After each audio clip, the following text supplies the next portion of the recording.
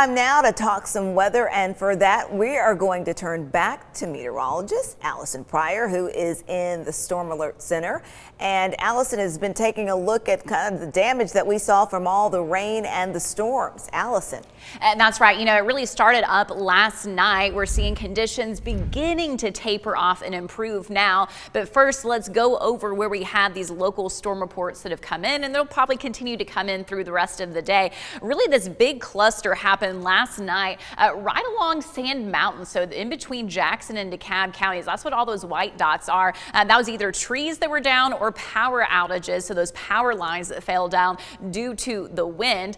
Flooding report coming out of Chattooga County around the Tryon area. You're also seeing a flooding report out towards Meigs County too, and even a landslide over in the Murphy area. So very active weather that we've had for the past 12-15 hours, and again, it's beginning to improve slightly. Here's still a check though of power outages that are active and in place. Most counties are now at least back down to the hundreds, but we still have one. That's going to be Gilmer County, over 1,000, 3,500 customers without power there in Gilmer County. And crews are going to be out working, restoring power. So not only do you need to watch out still for standing water on roads, even after it rains, but also please just be careful for any utility crews that may be working as well. Here's a check of the current radar. I did want to give you one update. Look at this green box right here. I mentioned at the top of the newscast that flood advisory in place for Cherokee, Eastern Polk, and Monroe counties until 1:45 this afternoon. The National Weather Service has canceled that early, so that is some improvement there. We still have this flood advisory though that it is active for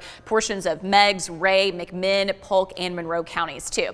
This is the main rain that brought all of the rain for hours that we had overnight. It's about to exit. You're still getting that consistent rainfall in Cherokee County, break period, and then just a much smaller secondary batch that you're seeing now that is just pushed to the east of Huntsville. This is all part of a giant low pressure system, what we call an occluded front, warm front, cold front. This sector is where there's severe weather. To the north of it, you have the snow extending all the way down to the backside to Arkansas, up to the Great Lakes and to New York State. So what does that mean for us moving forward from here? Well, we do have a little bit of a window of time this afternoon that we'll have a lull period, even just to our west, a few breaks in the clouds, so becoming mostly cloudy. But remember, on the backside here was that little bit of snow. That brings us the potential even tonight that we could see a little bit of snow. So for this afternoon, a few kind of scattered showers will be possible with that secondary batch that comes through. It's still going to be breezy this afternoon. In fact, wind advisories in place all the way through tonight.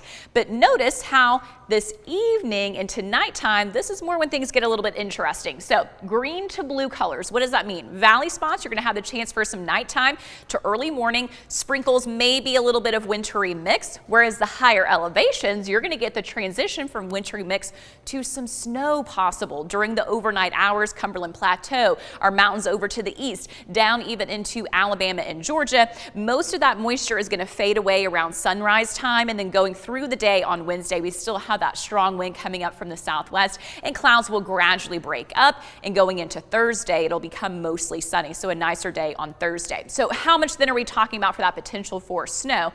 Generally, for most of the higher elevations, it's going to be a dusting to about an inch. I do think there's a small possibility there could be a localized area in Grundy County, depending on whether there's a band that could set up, of 1 to 2 inches. And you're also going to see some higher totals that northern edge of Cherokee County to southeastern Monroe County. But again, most in the window are going to be that dusting to 1 inch. As far as your high temperatures go today, with the cloud cover not changing much from here, highs generally from about 50 to 55 across the area. Again, there will still be a few scattered showers this afternoon, but that bulk of the heavy rain is pushing out of Cherokee County as we speak. We'll continue to watch it for the next half hour.